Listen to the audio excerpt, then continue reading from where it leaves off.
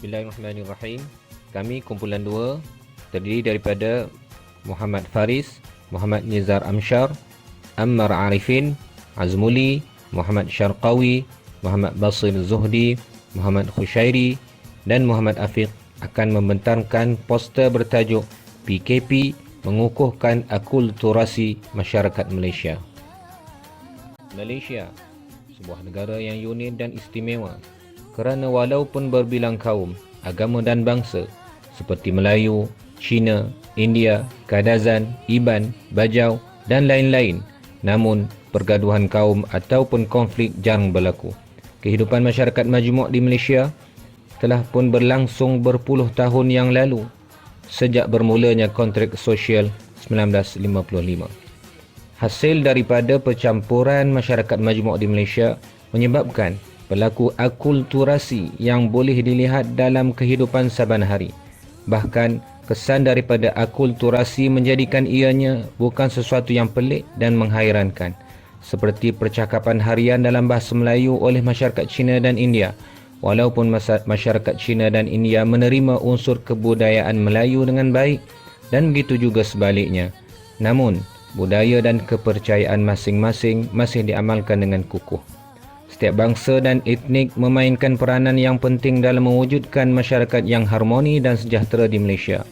Bangsa Melayu, Cina dan India semuanya mengamalkan sikap toleransi dan keterbukaan, mengamalkan budaya masing-masing tanpa halangan seperti bahasa, agama dan adat resam, serta dalam masa yang sama dapat mempelajari budaya serta adat resam bangsa yang berbeza.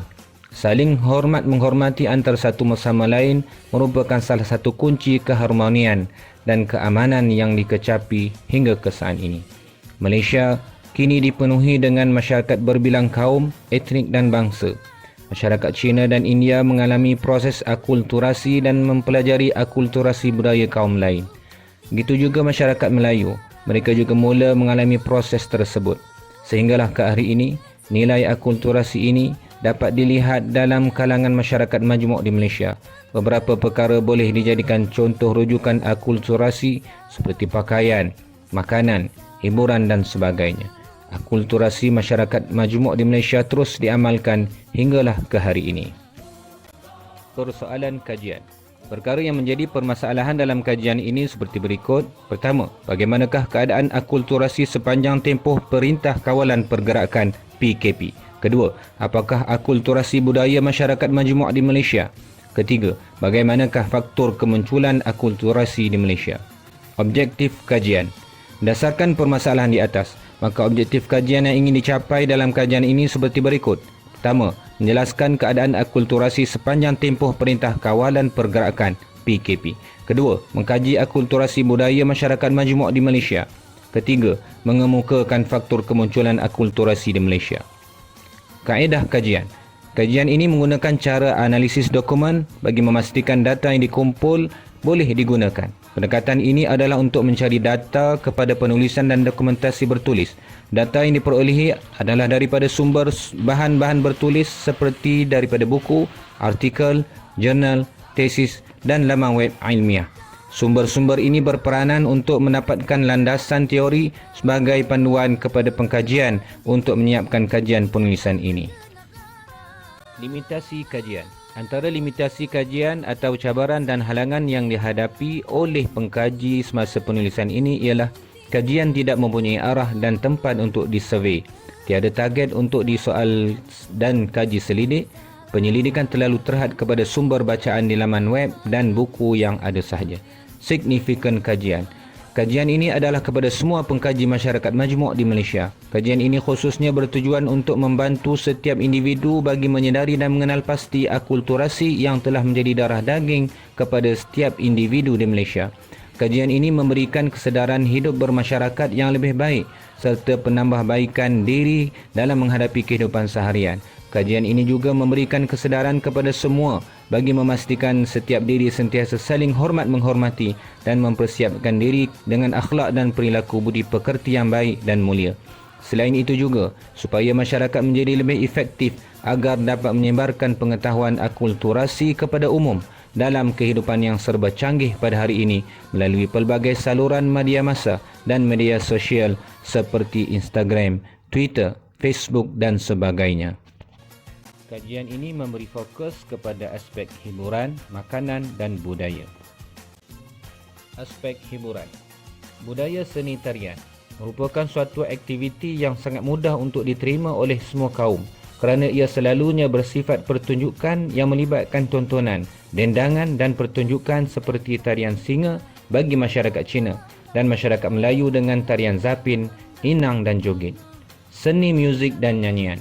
Kolaborasi antara penyanyi India seperti kumpulan Alley Cat dan penyanyi Cina kumpulan Carefree menyanyikan lagu berbahasa Melayu menunjukkan percampuran budaya dari aspek penggunaan bahasa dan ini membawa kepada akulturasi antara kaum melalui industri hiburan. Filem dan animasi tempatan. Cerita dan latar belakang filem-filem Malaysia yang ditonton merupakan satu proses akulturasi dalam masyarakat Malaysia yang pelbagai etnik seperti Bujang Lapuk, Jackie Chan, Upin dan Ipin, Bobo Boy dan Ejen Ali. Aspek makanan. Pengalaman harian dalam aspek makanan yang memupuk kesepadan sosial juga berlaku menerusi pengambilan jenis makanan popular etnik lain. Makanan etnik Cina daripada pelbagai jenis mi, sup, dimsum dan juga kuih pau adalah antara yang digemari oleh etnik lain di Malaysia.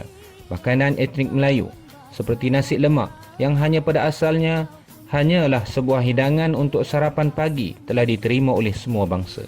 Makanan etnik India seperti rojak, chapati, thosai dan juga pelbagai masakan berkari yang sangat popular juga makanan yang digemari oleh etnik lain.